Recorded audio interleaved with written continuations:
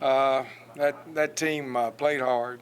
Got to give the credit to the coach because that wasn't the same team that played Kent. It was more like the team that beat Valparaiso, and I never get these numbers right. And I apologize to the university, IUP or whatever the number is. What is it? IUPUI. But anyway, they won those two, and the coach said that they really hadn't regrouped to play Kent's, but they regrouped on us.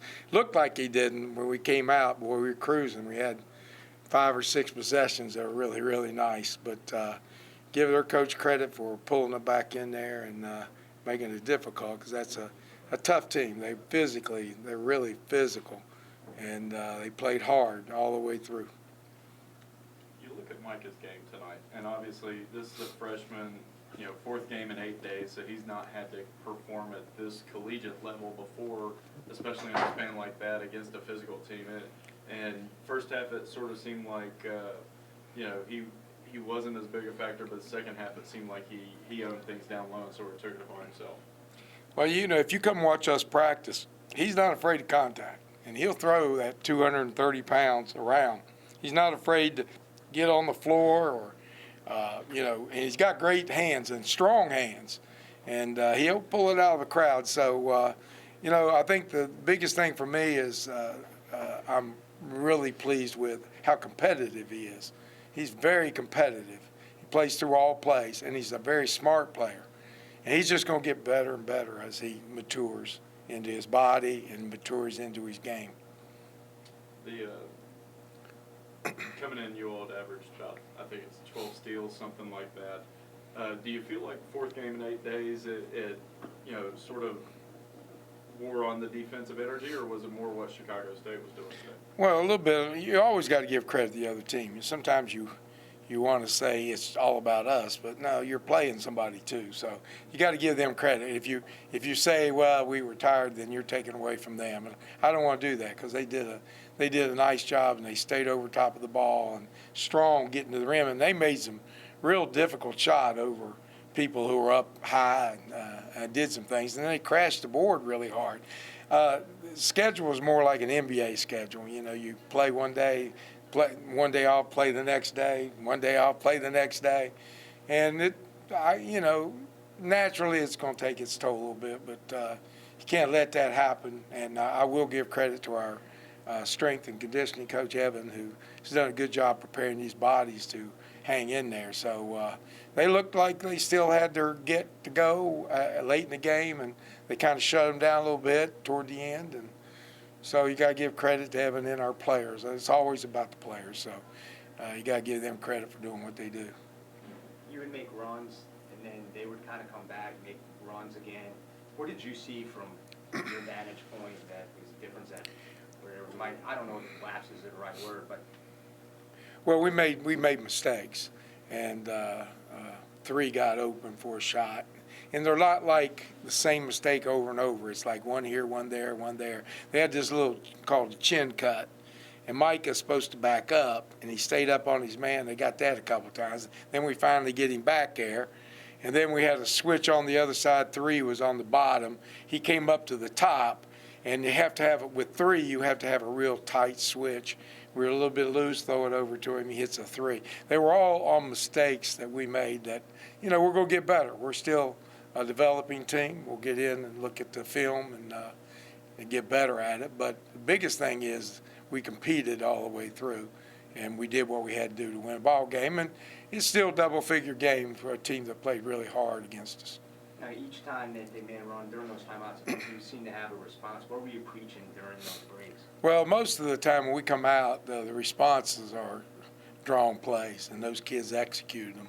So, we go over and look at what the defense is doing and try to find a play that'll get a player open for a shot, a good shot. I thought we did well doing that for 5 or 6 different times, and those are the responses you're talking about. And you have Tavion and Andy, who are veterans, that know they have to step up at certain moments, and that's what they do. And I know that you're always doing the X's and O's in certain plays, but were you kind of preaching certain things? That's, I guess, what I was getting at. Like, were you telling them, be more physical or push the ball more? Or that's, I guess, what I was Well, getting most of our preaching is always about defense. You know, I'm a great believer you have to practice a lot of offense and you have to preach a lot of defense. And defense is not a skill, it's just an effort, it's a mindset. So you preach that. And then offense, you have to work the skill levels, and it's a repetitive game to where the more you do it, the better you get at the skills. So when we're over on the sidelines, we're talking about they crashed the board hard.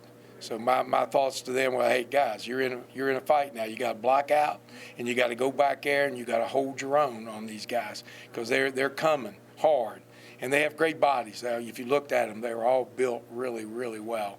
And then we talk about holding your spots. We were talking about 3, trying to get him down. He was shooting. He shot lights out. I don't know what he ended up having, but he was 4 of 8. Seemed like he was 8 of 8, but. When he got an open look, he going to knock it down probably. So we talked about taking him out as far as not letting him score, then getting back to rebound, and then trying to stay in front of their men, not giving them angle. Because I don't think you saw them pull a jump shot up in front of anybody. They either shot a 3 or they got the layup. And they made some tough layups, They made some tough layups. But we try to get them to where when they make their initial move, your feet don't stick. They just back up, make them pull it in front, and then close back and contest the shot. That's the best you can do. Obviously, we hadn't mastered that skill, but we'll keep working at it. You look at Andy's game, and I think he's the 3rd out of 5 that he started it a little bit slow, but he's seen the court for a few minutes and then really turned it on and started to find his spots. Is that kind of the genius behind Andy's game, is the fact that he can assess things and he can see what's going on? I know you pulled him for a couple minutes, sort of let him see the court too. Well, I did. I just wanted him I think he was taking too much on himself. But Andy's probably the toughest dude I've been around a long time. If you look at his body too, it's hard. He's a tough kid. And he'd just will his way to getting things done. So sometimes that will get in your way. It'll make you try to do too much. But boy, what a great player he is. He's worth the price of admission. I'd pay to see him play. Just his effort, his desire, and his toughness that he brings to the ball game every time. Every time. He doesn't stop either. He'll play the whole game. Great conditioning. You look at he and Tay, and both of them are averaging right at 20 a game. Do you like the feel that they've got playing off of each other? And I know that's a process whenever you've got 2 guys that are used to scoring that much to get them to be able to sync up and feel each other. But it seems like they're working really well together during the season. Well, I think it helps and agree. We had it last year, but we were disjointed offensively last year. The guys we brought on, Cam gives you spacing. Micah gives you a willingness to pick and roll, and Abina does the same. And then we bring in Fricks and Jacob Connor, and they fit in. They don't take away from them. So those 2 flow easier because those guys help them. They help them by being smart, giving the ball up at the right time, doing all this thing about keeping the floor a bit spaced. We're long for a team. This is probably the longest team that we've had since we've been here. And they just make plays. What was it? I heard a quote. It was a good one. He said, somebody said, Coach, what are we going to do to teach these kids not to turn the ball over? And he said, I'll tell you what, good players don't turn them over. So, a lot of it is players. You can do so much coaching. I'm not advocating or leaving my job out there. But at the same time, players have to play, and we stress that in practice. Look, y'all have to play. This is your team.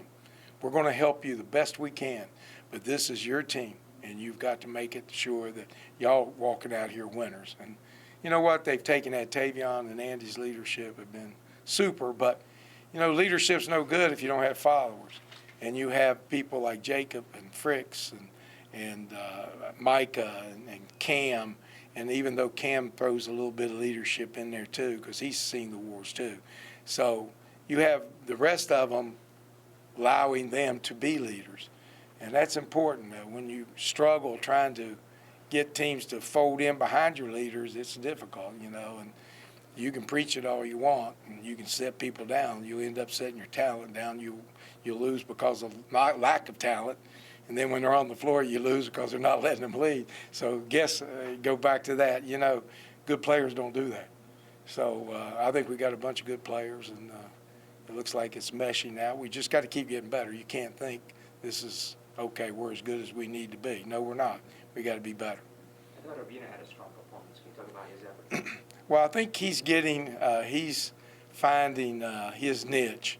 And it's hard because Mike Hanlogden comes in, and Micah does, and he took up a lot of the space that he was used to roaming in. And he's had to fit his game around Micah a little bit. And his game is kind of a little bit of everything. It's not any one thing. And he's got to get to the boards. He's got to play defense. He's got to block shots. And he's got to run the floor and set picks. And that's his game generates from there. If he hits a shot occasionally, great. But that other part has got to be nightly. Every night, every practice, that's what he does. And he brings it. And I think he's getting more back to that. He's getting more comfortable with his timing, or where he can find the space with Micah still in there. So a lot of the things he did last year, Micah's done. He's had to find a little different route, but still needs this. It's the same thing, but done in a different way. And he'll get better at it as the year goes through. We're good? All right, thank you. Go hurt. Happy turkey.